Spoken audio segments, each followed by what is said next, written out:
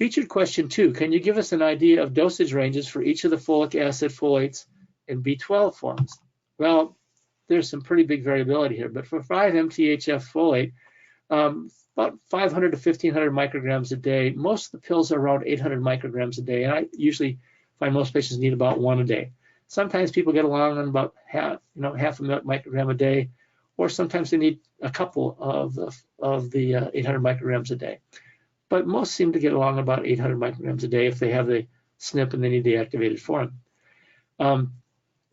Similarly, with just regular folic acid, when we used to use folic acid, which we still do have some patients on regular folic acid, not the folate forms, those patients seem to be able to metabolize it properly into the DHF.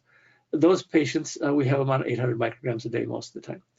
B12, whichever form it be, whether it be cyanoadenosine, whichever methyl or hydroxyl, you could give 18 micrograms to 1,000 micrograms a day. Now, where do we get 18? Well, standard process has a very low dosage vitamin B12, which has stomach factor in it, which would hopefully carry some intrinsic factor and help with absorption, and that's 6 micrograms a day. And some patients who don't have any of the other problems with B12, they just need a little extra B12 in their diet, can get along with like 6 micrograms of B12 3 times a day. That's the 18 micrograms a day from that standard process, 6 micrograms per pill. However, some patients who have problems and all the things we talked about with the difficulty of getting B12 absorbed and all the different issues that can come up might need up to 1,000 micrograms a day. Sometimes for short terms more to build up the reserves. As the body stores reserves of vitamin B12, sometimes you have to front end overload it a little bit, maybe a few thousand micrograms a day, and then you could back off to maybe 1,000 micrograms a day.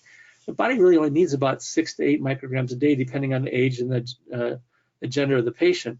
But the fact is that it doesn't get absorbed so well, so oftentimes we have to use higher doses to get it through all those processes and get enough of it absorbed down in the ileum.